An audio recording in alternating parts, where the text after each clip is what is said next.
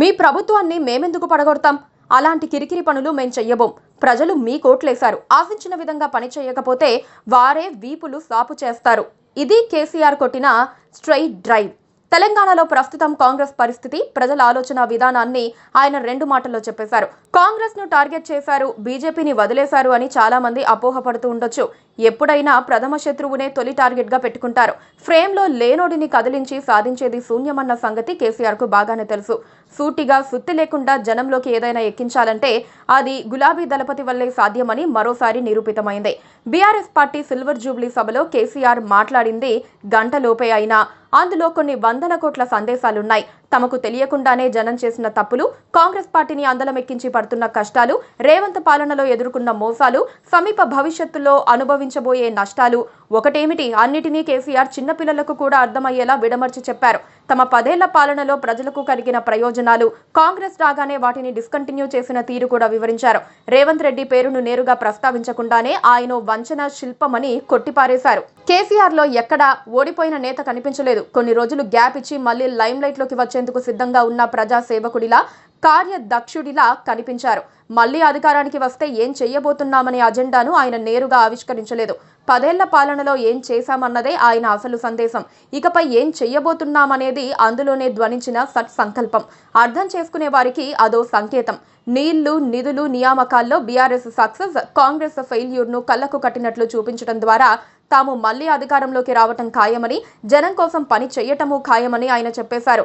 ధాన్యం కొనలేని దద్దమ్మలు అన్న మాట చాలదా బీఆర్ఎస్ కాంగ్రెస్ మధ్య తేడా చెప్పడానికి?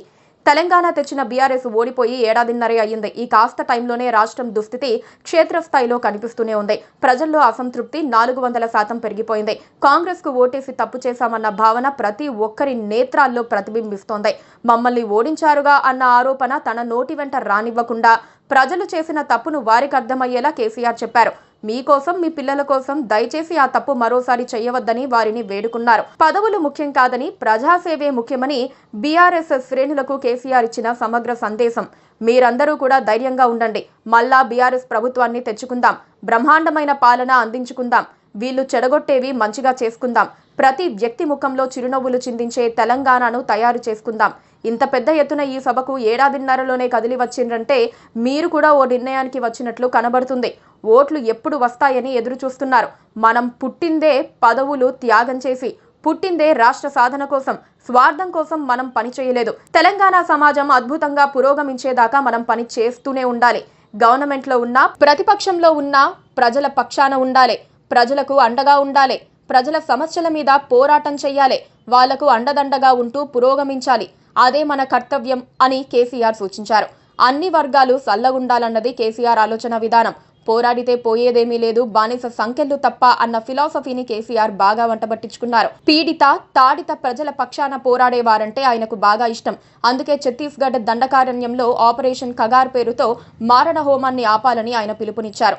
మావోయిస్టులతో చర్చల ప్రక్రియకు శ్రీకారం చుట్టాలని కేంద్రాన్ని కోరుతూ తీర్మానం చేస్తామన్నారు. అంటే ప్రజల పక్షాన ఉండేవారికి తాము మద్దతుగా నిలుస్తామని కేసీఆర్ ప్రకటించారు. సిల్వర్ జూబ్లీ సభ ఒక ఆరంభం, అది ఒక చిన్న ప్రారంభం. ఇక రోజువారీ ఉతికి ఆరేసురు కార్యక్రమం ఉంటుందని కేసీఆర్ చెప్పకనే చెప్పారు. రోజు ఒక బౌన్సర్, ఒక గూగ్లీ ఖాయమన్నారు. వరుస తప్పులతో రేవంత్ ప్రభుత్వం ఇప్పటికే తన జుట్టును కేసీఆర్ చేతుల్లో పెట్టేసింది. ఇకపై ఆయన ఒక ఆట ఆడిస్తారు. కేసీఆర్ 2.0 ఎలా ఉంటుందో ఆయన కాంగ్రెస్ కు దిమ్మ తిరిగేలా చూపిస్తారని సగటు బీఆర్ఎస్ శ్రేణులు ఎదురు చూస్తున్నారు. Please subscribe to KTV Telugu. KTV